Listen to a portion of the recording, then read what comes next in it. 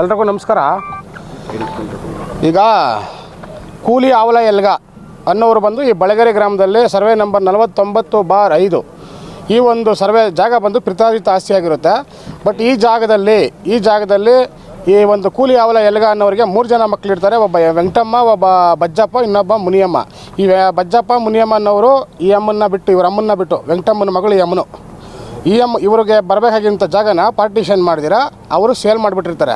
But ಈಗ ಏನು ಈ ಅಮ್ಮನಿಗೆ ಬರಬೇಕು, ಒಂದು ಭಾಗ ಏನು ಬರಬೇಕು, ಅದರಲ್ಲೂ ದೊಡ್ಡ ಮಗಳು ಈ ಅಮ್ಮ, ವೆಂಕಟಮ್ಮನ ಮಗಳು ಈ ಅಮ್ಮನು. ಇವರಿಗೆ ಜಾಗ ಕೊಡ್ದಿರಾ, ಒಂದು ಅಡಿ ಕೂಡ ಜಾಗ ಕೊಡ್ದಿರಾ. ಈಗ ಏನು ಬೇಕೋ ಅವರಿಬ್ಬರು ಮಾಡಿಕೊಂಡು ಇವ್ರು ಕೇಳಕ್ಕೆ ಬಂದರೆ ಇವ್ರ ಮೇಲೆ ದೌರ್ಜನ್ಯ ಮಾಡ್ತಾಯಿದ್ದಾರೆ. ಇವ್ರು ದಾರಿನೂ ಕೊಡ್ತಾಯಿಲ್ಲ. ಇವಾಗ ಬಂದಿರೋದು ನಾವು ಹಿಂದೆ ಭಾಗದಿಂದ ಬಂದು ಇಲ್ಲಿ ಯಾವುದೋ ಬೇರೆ ಒಂದು ಕಾಮಗಾರಿ ನಡೀತಾ ಇದೆ, ಇಲ್ಲಿ ಬಂದು ನಾವು ಇಲ್ಲಿ ಬಂದು ನಿಂತ್ಕೊಂಡು ಪ್ರೆಸ್ ಮೀಟ್ ಮಾಡ್ತಾಯಿದ್ದೀವಿ.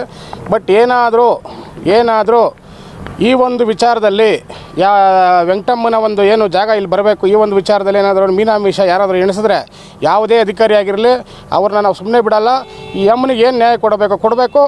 ಈಗ ನ್ಯಾಯ ಕೊಡಬೇಕು ಅಂತ ಹೇಳ್ಬಿಟ್ಟು ನಾವು ಅಂಬೇಡ್ಕರ್ ಸೇವಾ ಸಮಿತಿಯಿಂದ ನಾವು ಮನವಿ ಮಾಡ್ತಾಯಿದ್ದೀವಿ. ಅಕಸ್ಮಾತ್ ಮಾಡಲಿಲ್ಲ ಅಂತಂದರೆ ಇದೇ ಜಾಗದಲ್ಲಿ ಕುತ್ಕೊಂಡು ಹೋರಾಟ ಮಾಡ್ತೀವಿ. ವೆಂಕಟಮ್ಮನ ಮಗಳ ಹೆಸರು ಮುನಿಯಮ್ಮ. ವೆಂಕಟಮ್ಮನ ಮಕ್ಕಳ ಹೆಸರು ಬಂದು ಕಮಲಮ್ಮ, ಮುನಿಸ್ವಾಮಿ, ಗೌರಮ್ಮ ಅಂತೇಳಿ. ಮುನಿಯಮ್ಮನ ಯಾವುದೇ ರೀತಿ ಜಮೀನು ಕೊಟ್ಟಿಲ್ಲ ಅಂತ ಹೇಳಿ ಆರೋಪ.